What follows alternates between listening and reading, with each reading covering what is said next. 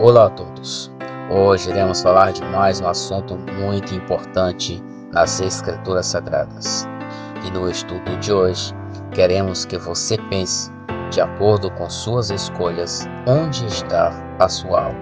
Pois só há duas opções: em Adão e no pecado, para a condenação, ou em Cristo e em liberdade para a salvação.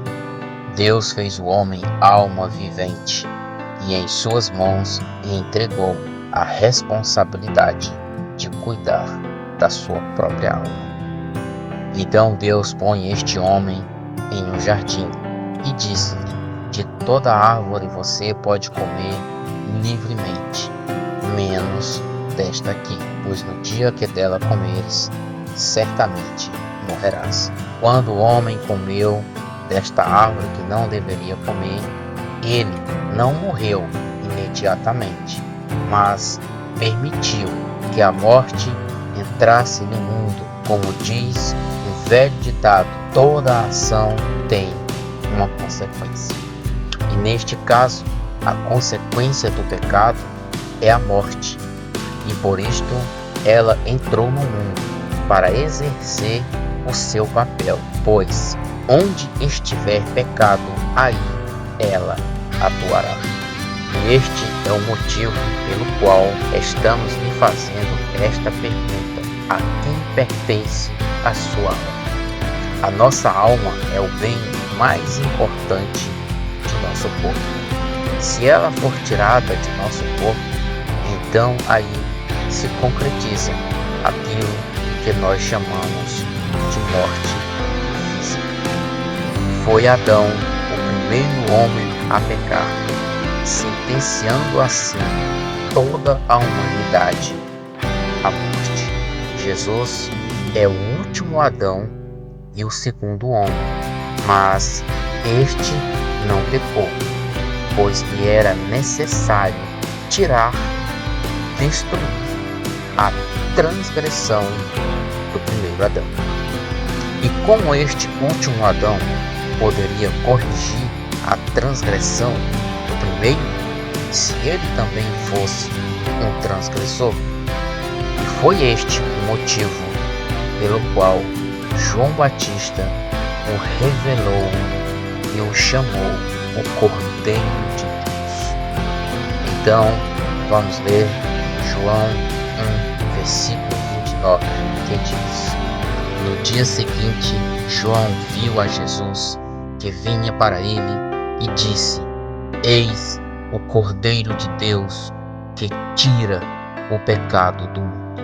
Pregar a Cristo é mostrar-lhe, como João mostrou, como o Cordeiro de Deus, aquele que tira o pecado do mundo. E foi pelo seu sacrifício que ele tirou o pecado do mundo, porque o fim do pecado é a morte.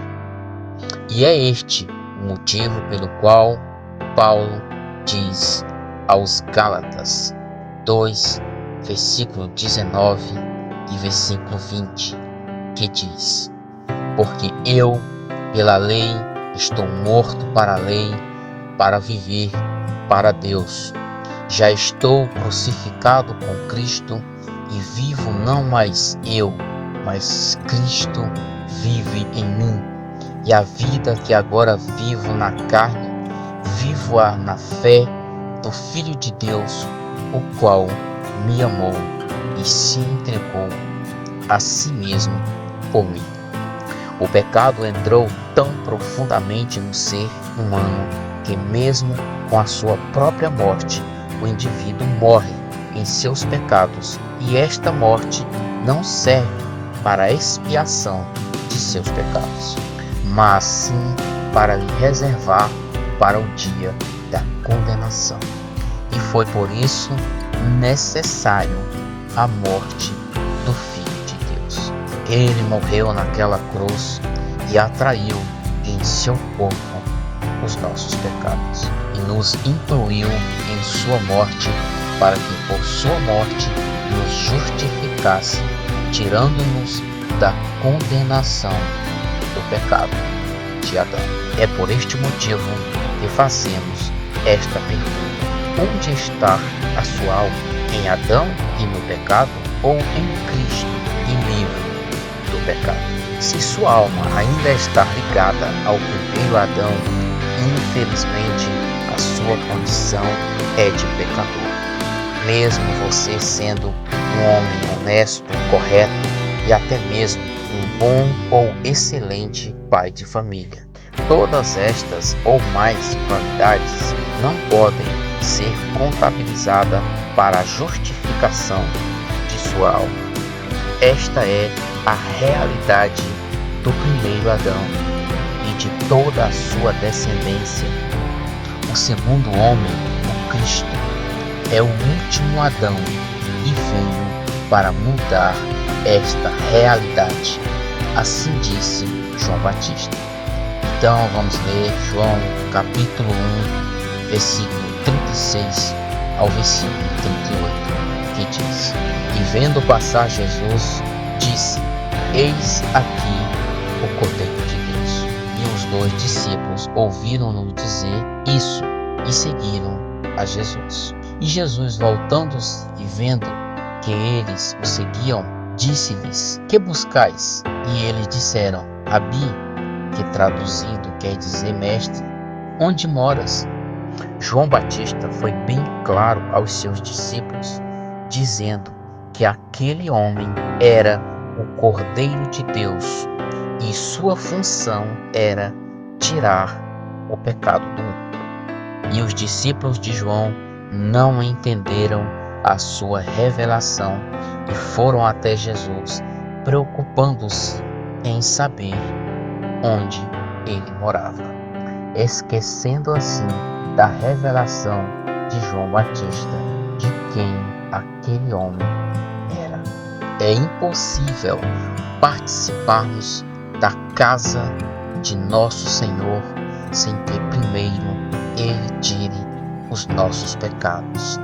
Ele é o último Adão a quem devemos confiar a Ele a nossa alma, pois este é aquele que justifica e purifica tanto o corpo quanto a alma, e por isto foi chamado de o Cordeiro de Deus que tira o pecado do mundo.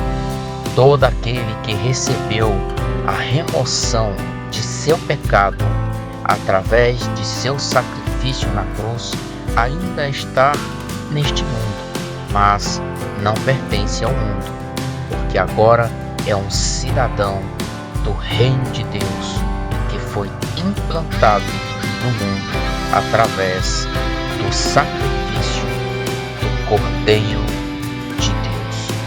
É por esse motivo que cremos que agora é a hora que o Todo-Poderoso levantar-se-á de seu trono nos céus para vir para o seu reino que foi implantado no mundo pelo seu próprio Filho, para julgar e punir vivos e mortos. Foi por este motivo que o profeta Isaías fez esta revelação.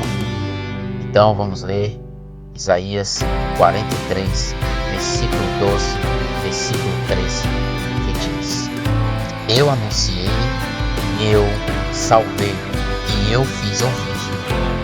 E Deus estranho não houve entre vós, pois vós sois as minhas testemunhas, diz o Senhor.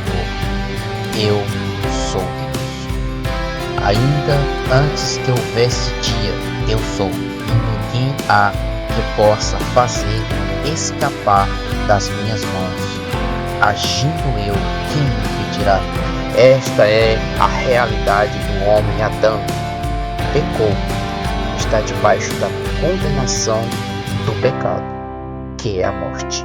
Por isto precisamos levar bem a sério o que está escrito em Marcos 8, 36 e 37, que diz: Pois, que adianta o homem ganhar o mundo inteiro e perder a sua alma? Ou o que pode dar o homem em troca de sua vida? Meu amigo, não tem outro caminho para a sua alma. Se permanecer no pecado, até mesmo pode ganhar o mundo inteiro, mas não entrará na vida eterna. Pois só aqueles que em Cristo depositaram a sua confiança e creram que Ele foi suficiente para tirar suas almas das garras do pecado e da morte, entrarão na vida eterna. Que o Deus da paz, da misericórdia, de toda bondade, esclareça esse estudo em sua mente, em seu coração, de acordo com sua vontade, pois é um Deus de amor, de justiça e de paz. Em nome do seu amado Filho, te agradeço, ó Senhor, por essa oportunidade de compartilhar a maravilha da Tua Palavra com todos estes amigos. Obrigado, em nome de Teu amado Filho, Pai. Amém.